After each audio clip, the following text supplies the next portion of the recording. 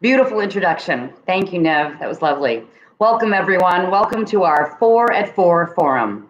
We're very happy that you joined us today. I'm Amy Cummins, Vice President, Community, Employer, and Government Relations for Los Robles Health System.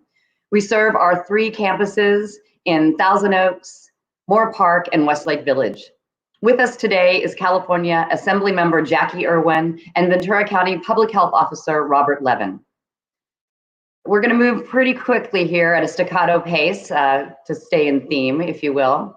And with that, I'd like to welcome our first guest. She really needs no introduction to many of us who has known Jackie over the years since her days on the Thousand Oaks City Council. Now in the California Assembly, Jackie has become one of our leading local leaders. Please welcome Jackie Irwin. Jackie, our first question goes to you. Can you quickly tell us what's going on with the antibody testing program for COVID-19 that you've been championing in our region? Certainly, and hi, Amy.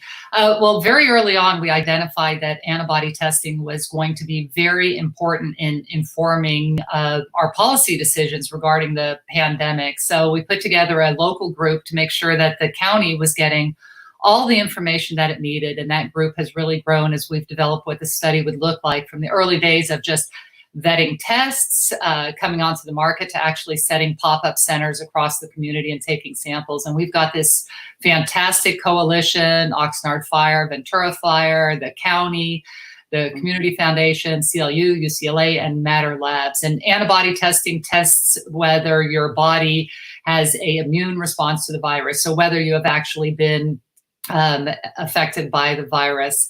And it is a blood test as opposed to the great stick the nasal swab up your nose test. And it's very important for us to understand, to look at antibody testing, because first, at the beginning, we didn't know actually who had COVID. And secondly, we're able to identify people that might have immune responses, potentially could go back to work because they have already had the disease. So really excited. We had about 12,000 people tested in the last 4 weeks or so. A lot of people that are very interested in seeing whether they've developed antibodies. So true. You know, the data analytics are really going to be what we're going to be studying the next years to come. So thank you for all your hard work, Jackie. We appreciate it. Dr. Levin, welcome, and thanks for being here. Our next question is going to go to you. Can you tell us what is the latest going on with the county's COVID cases today? Hi, Amy. How are you? We're running at around 90 COVID positive hospitalized patients all across the county's hospitals each day now. That's the most instructive statistic for me to follow. About a week ago, we maxed at about 101 cases for a couple of days. Now, on June 1st, we had only 18 such patients. And so 18 to 101 patients, that's our surge. Could we have peaked in our surge yet? It's too soon to say, but I'm hopeful. Surrounding counties are still increasing in numbers, so we shouldn't get overconfident. How many cases and what should we be concerned about? There's no specific number of cases to be concerned about. What the values that are driving all of this are our number of deaths and the availability of our ICU beds and ventilators. When we have no more ICU beds and no more ventilator capacity, that's when we can't care for the routine lives we're used to saving, like people with pneumonia and heart attacks. That's when the tragedy of this pandemic multiplies. So true. Dr. Levin, thank you. Good information. I know all of us are with you. We're hoping and we're praying we don't ever get to those capacity levels. Jackie, we're going to switch back to you quickly. 2 related questions. 1, what is the current situation with the legislature? And are you able to be in session at this time? 2, and in your view, how is the state responding and what's going on here in your district? Yeah, yes, we are able to legislate. In March, we had been working till March, and then in March, all of a sudden, COVID really went into full force, and we had to pass emergency legislation to allow the governor to be able to spend money where he deemed fit. So we were supposed to, we worked through May and June, and we were scheduled to return a couple of weeks ago, but that was postponed after some of my colleagues ended up with COVID. So I'm supposed to be going back on Monday. We are still going to be passing bills, but it'll be a much reduced bill load, and we're going to have to finish working on the budget. We think we're going to be done in August. Hopefully we won't have any more outbreaks. I think the state is taking this very seriously, and everybody who's watched the governor's video knows the meet the moment sentence. And I think we really have worked very hard. The governor's worked very hard to meet the moment, but there's certainly been missteps along the way. But I think the state took it much more seriously, closing down earlier than many other states.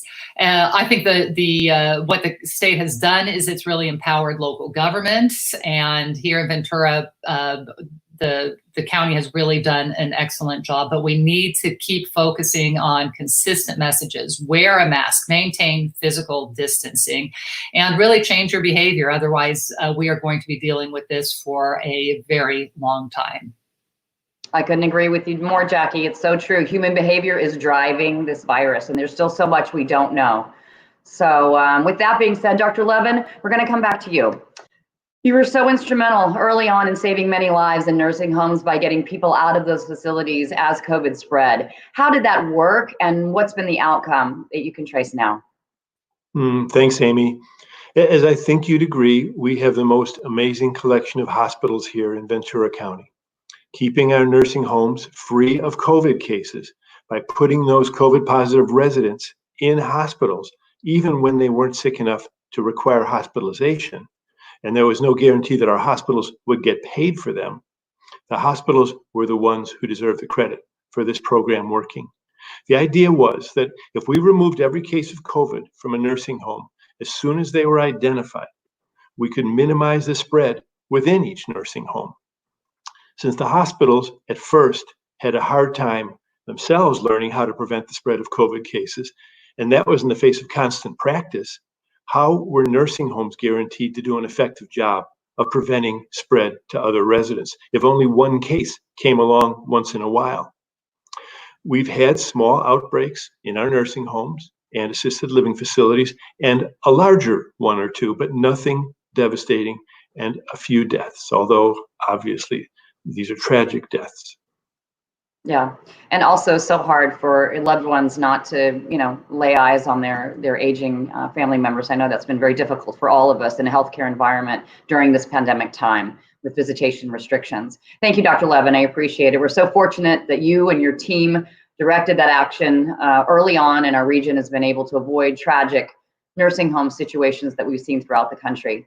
I think we need a little music right now, don't you, though? Need a little something to soothe our souls. So with that, I'm going to pass it over to Paul and Niv.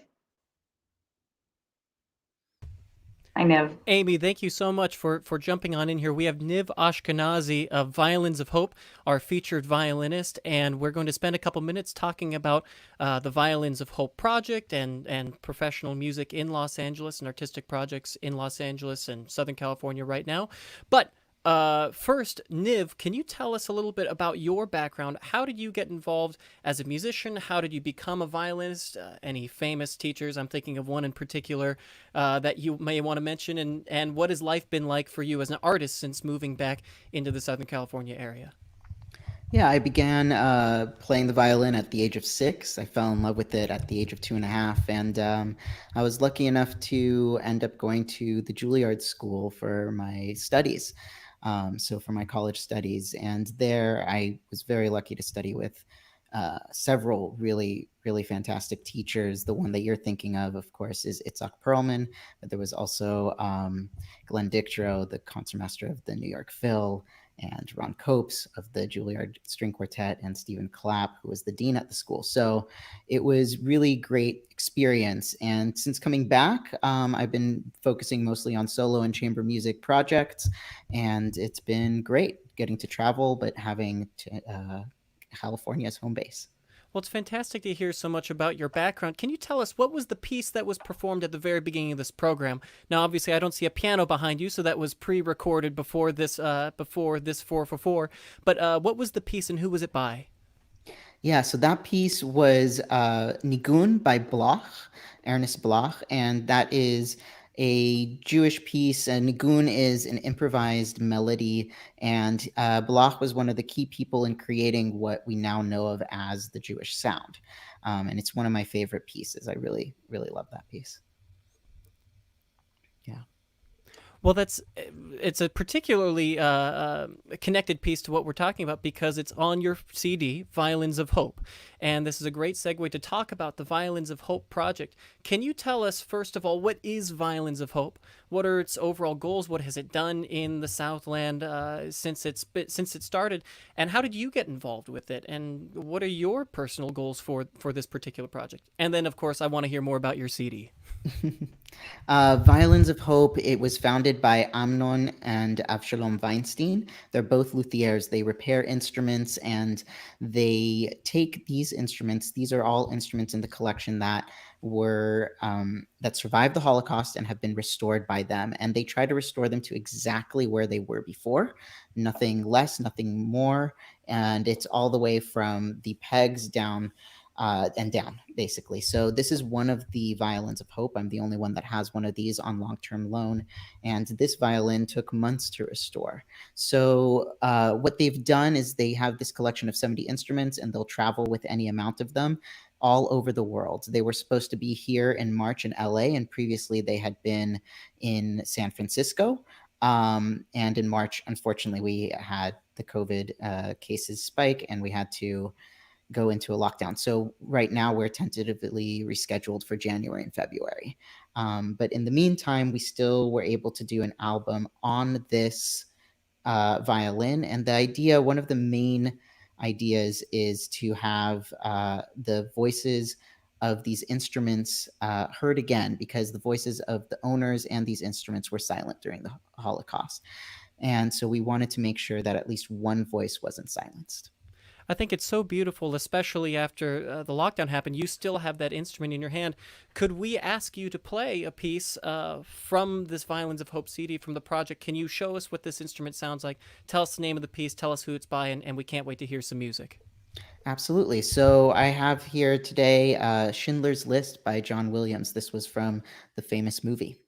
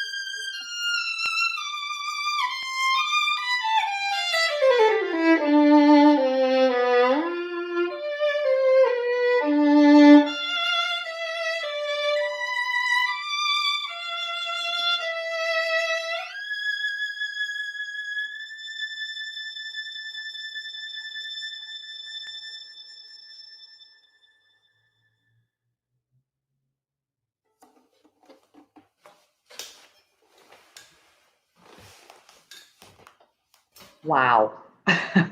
Well, I know that I speak for all of us. There's not a dry eye in the house, I'm sure now. Thank goodness we have these masks. They can double as, a Kleenex. But that was absolutely beautiful. Nev, you're such a talented, talented young man. Thank you so much for sharing your gift, sharing the story of Violins of Hope. We're going to be able to share with you later how to support you. But those violins, they are breeding hope and telling their story. And we appreciate your sharing your gift and your talents with us today. Thank you so much. It was absolutely beautiful. Absolutely beautiful. So we're back. And we got time for a few more questions. And with that being said, Jackie, we're going to go back to you. 2 quick answers, if you will. Who are some of the nonprofit or non-government partners that you're working with in the region?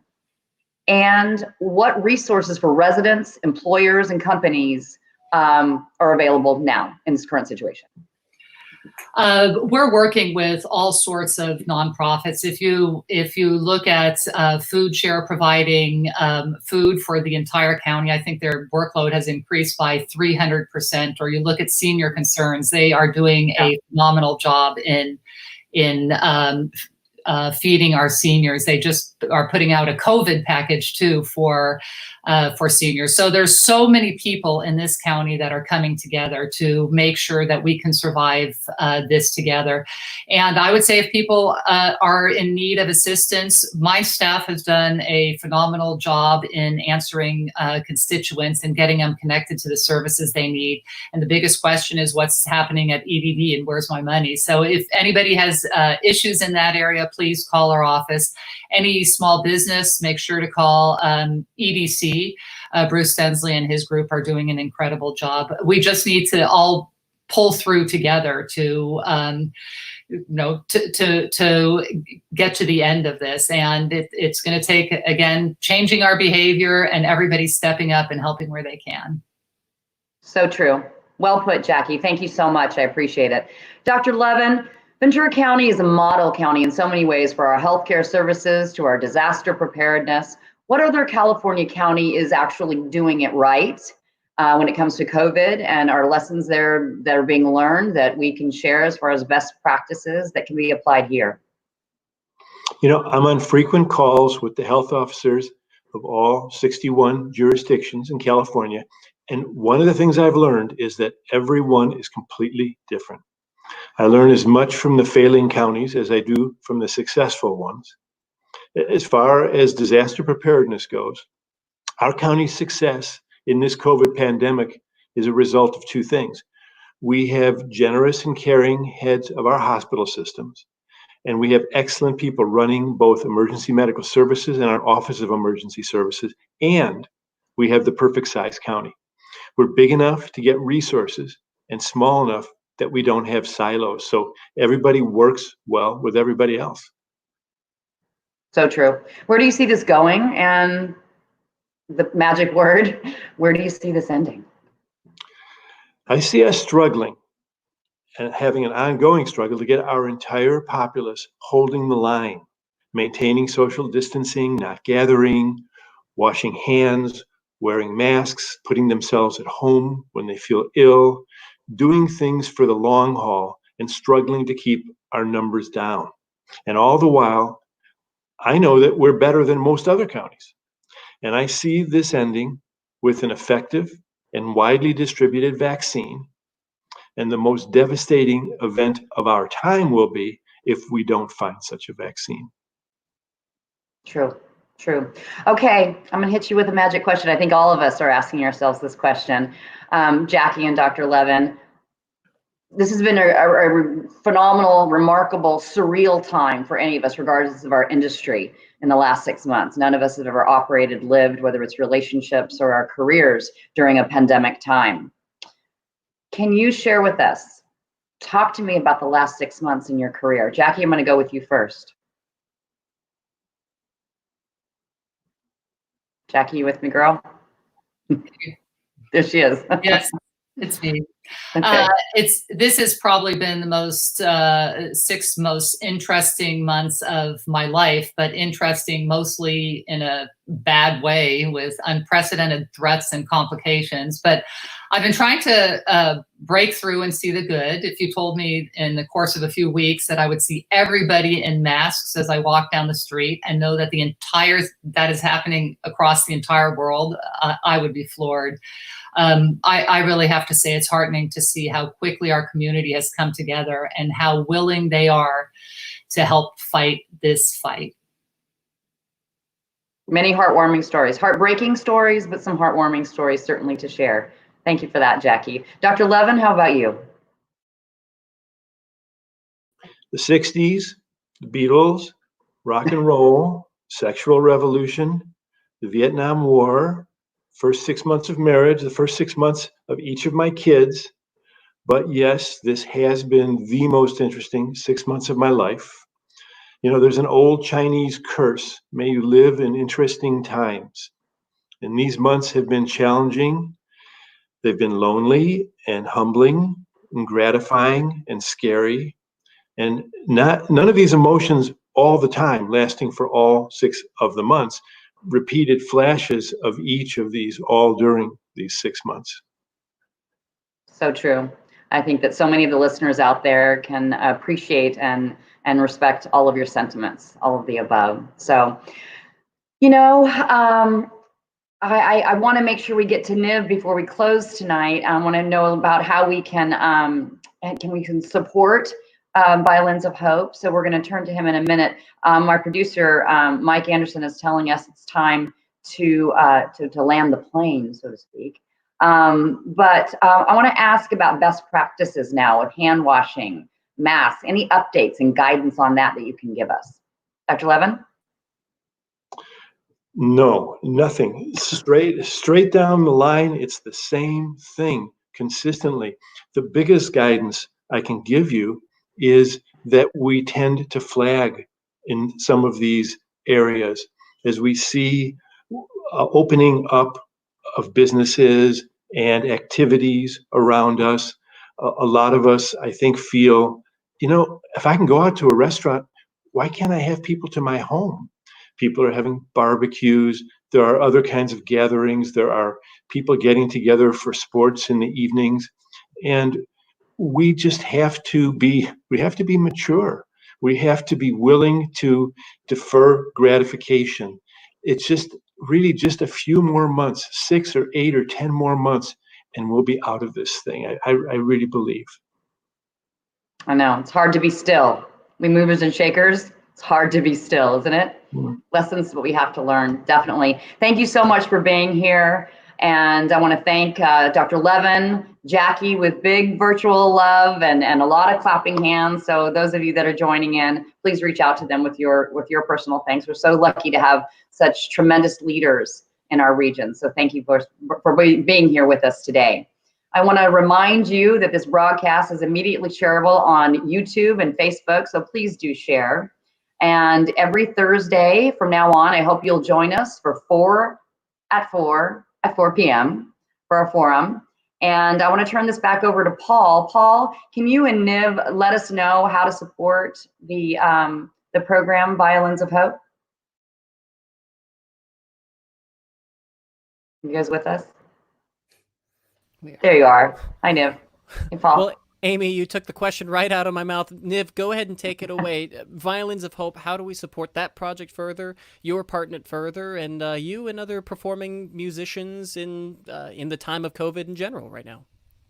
Yeah, so for Violins of Hope, I think in this situation, usually what they're doing is going around the world for live performances in cities, and these are planned, you know, at least 2 years in advance. So the best way to really support right now is we're just trying to get the word out so that people know what is going on. We want to raise awareness about the Holocaust, raise awareness about these violins, and the importance that music played during the Holocaust. Niv, what's the website for Violins of Hope? It's the best way, to be perfectly honest, is not even their website, is just to look up Violins of Hope. You'll get way more information and way better information, trust me. But you can also start with my website, which actually has quite a bit of information, which is nivashkenazi.com. And there's a great book called Violins of Hope by James A. Grimes, which you can find on Amazon and any other place that you buy books. That is a fantastic book that talks about 6 of these instruments that we know a lot about. And this isn't one of the instruments in there, but you would hear a lot in the book. about. But that is a Violins of Hope instrument. It's a Violins of Hope book, and this is a Violins of Hope instrument. Yes, exactly. Wonderful. Well, and then last thing for you, right now, live music is obviously kind of a special case right now in the time of COVID. Obviously, you are doing live stream performances. Do you see a lot of your colleagues doing the same thing? And then we'll wrap it up with, tell the people at home, how do we support live music making in the time of COVID? We have so many artists and musicians and performers who we want to keep performing. We want to keep hearing the fruits of their labor. Tell us, do you have any ideas how to support these things nowadays? So yeah, right now there's a lot of free content or recorded content, and I'm doing that. A bunch of other people are doing that. And I think that for the ones that are asking for ticket prices, don't be afraid to actually pay the ticket price. It doesn't seem like that much, or it may seem like a lot for what you're getting, but there's so much training and effort going through it. The thing that is less understood is we're used to doing it live. It takes so much more preparation to actually do it recorded or streamed or anything like that. So that kind of support goes a long way. I'm working with some organizations on some more Violins of Hope stuff and regular stuff as well. So there are ways through organizations to hire musicians to do educational events and different things like that. There's plenty to do. And luckily we still have here and there some recording movie business going on as well, at least out here. Well, that does give hope to the music industry and to people who enjoy live music and live musical performances from great artists such as yourself. Thank you so much for being on today again. Amy, I'll throw it back to you for the official wrap-up, and then we've got some more music by Niv Ashkenazi. Thank you, Niv, for being here, and I can't wait to hear more of your music. Thank you, Paul. Thank you, gentlemen. Thank you so much. Appreciate it. It's so true. Music has tremendous medicinal, qualities to it. So whether it's soothing the soul, lowering blood pressure, I know at Los Robles Hospital during this pandemic time, and certainly with our COVID patients, but all of our patients that are coming in, we try to play music for them, find out from family members if they have a favorite song or something that speaks to their heart, speaks to their soul, and can spark them. So you've touched us today. Niv, thank you again for sharing the story of Violins of Hope. Certainly all those amazing violins that are living on, sharing and breeding hope, as we talked about earlier today. So with that being said, I really appreciate, this is my first 4 at 4. It was pretty fun, a little fire in my belly, kind of cool to do something different. So thank you, honored to be with you today. So grateful to have Assemblywoman Jackie Irwin with us, and of course, Dr. Robert Levin, tremendous assets to our county. With that being said, I'm going to leave you here with 3 little phrases: to be smart, be safe, and please be well. Thank you. Hope to see you soon.